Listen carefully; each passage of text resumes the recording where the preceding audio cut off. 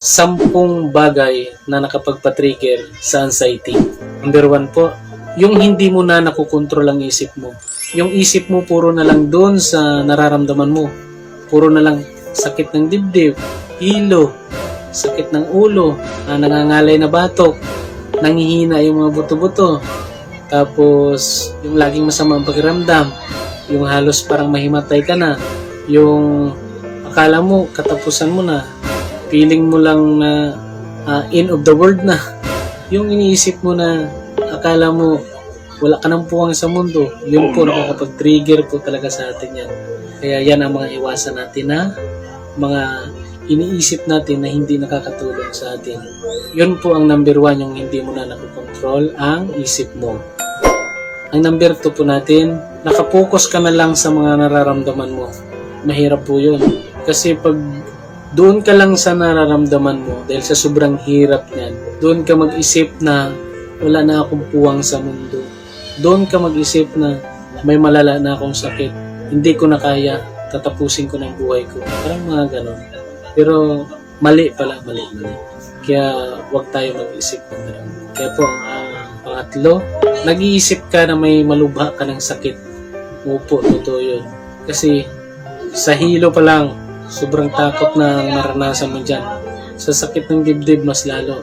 Kasi doon yung parang atakihin ka sa puso. Kaya, napakahirap. Sobra. Yung number po, yung pagka-irritable mo at mainit po ang ulo. Yan ang number po. Yan din po, iwasan natin yan. Number 5 po natin, iniisip mo na hindi mo na kaya ang ginagawa mo sa araw-araw. Yun po. Pang-anim po natin, laging binabantayan ang sarili. Pag may napansin sa sarili, mag-iisip na kaagad ng negatibo. O ito po sa sarili, pag pumayat ka lang, pag niisip mo, nag-BP ka, parang mataas yung result ng BP mo, nag-iisip ka na. Pag nangangayayat ka, nagtimbang ka ng 70, ngayon, iniisip mo, 54 ka na lang, 55. Diba? Yan po ang iwasan natin. Yung bantayan mo ang iyong sarili. Pang-pito po natin, yung may naririnig kang negative na advice. Yan po, nakakapagpa-trigger po yan. Unang-una, ito.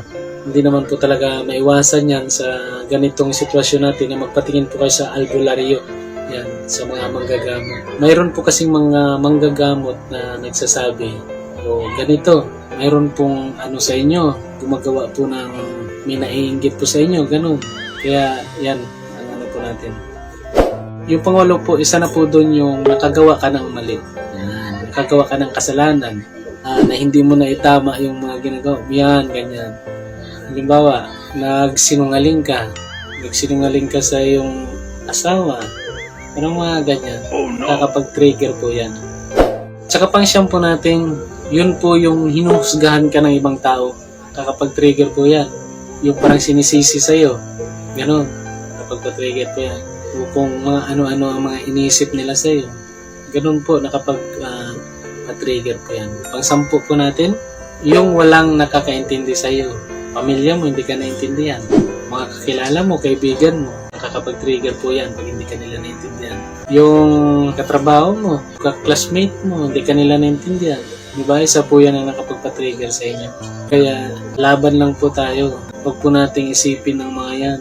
Yan ang magpapahirap sa atin. Lalo tayong pahirapan sa mga ganung bagay. Kaya iwasan po natin mag-isip na masyado, yung labis-labis na pag-iisip para mabilis po tayo gumaling.